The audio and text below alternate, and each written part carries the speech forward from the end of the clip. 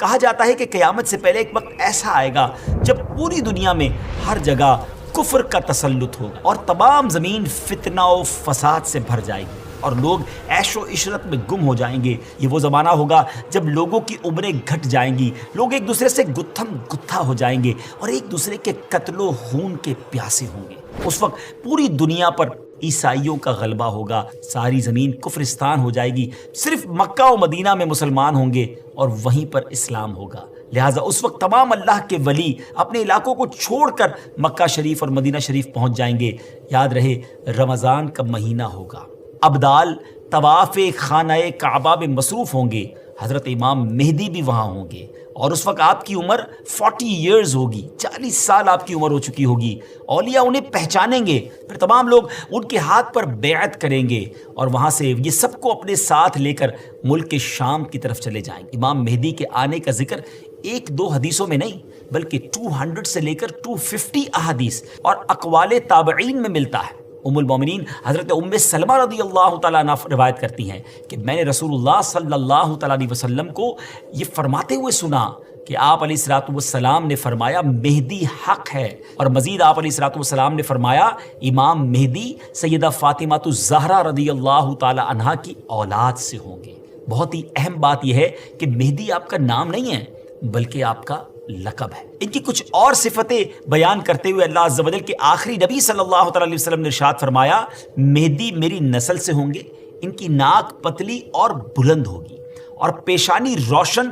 اور نورانی ہوگی اور ان کا رنگ جو ہے وہ عربیوں جیسا ہوگا، ان کے دائیں رخسار پر تل ہوگا اور آپ کی سیرت حضور علیہ الصلوۃ والسلام جیسی ہوگی۔ امام مہدی کے ظاہر ہونے سے پہلے دریائے فرات پہاڑ کی طرف سے پھٹ پڑے گا اور اس میں سے موجود سونا ظاہر ہونے لگے گا۔ ان کے آنے سے پہلے رمضان شریف کی پہلی تاریخ کو چاند گہن ہوگا اور اسی دن سیم ڈے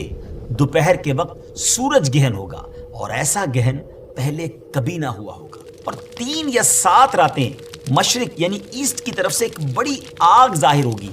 اور بہت بڑے بڑے زلزلے ارتھ کویک بھی آئیں گے۔ امام مہدی کے آنے سے پہلے قسطنطنیہ شہر، جی ہاں جس کو آج ہم استنبول کہتے ہیں، ایک بار پھر غیر مسلموں کے ہاتھ میں چلا جائے گا۔ تو جب مکہ پاک میں تمام لوگ امام مہدی کے ہاتھ پر بیعت کر لیں گے تو پھر وہ وقت آئے گا کہ ایک بار پھر قسطنطنیہ، ایک بار پھر استنبول جو ہے مسلمانوں کو مل جائے گا۔ اور ابھی یہ معاملہ چل ہی رہا ہوگا کہ اتنے میں شور مچ جائے گا، آواز آئے گی کہ دجال آ گیا، دجال آ گیا، اور پھر امام مہدی یہ سن کر سب لوگوں کو لے کر ملک شام چلے جائیں گے۔ لیکن جب وہ وہاں پہنچیں گے تو پتہ چلے گا کہ یہ آواز شیطان کی تھی اور اس نے جھوٹ بولا تھا۔ لیکن امام مہدی کے شام پہنچنے کے بعد واقعی پھر دجال نکل آئے گا اور پھر امام مہدی اپنے لشکر کو لے کر وہیں محصور ہو جائیں گے اور اتنے میں دجال پوری دنیا گھوم لے گا۔ رسول اللہ صلی اللہ علیہ وسلم نے فرمایا کہ دین کے کمزور ہو جانے کی حالت میں دجال نکلے گا، اور دجال سے متعلق تفصیلات بیان کرنے کے بعد آپ علیہ الصلوۃ والسلام نے فرمایا اس کے بعد عیسیٰ بن مریم علیہ الصلوۃ والسلام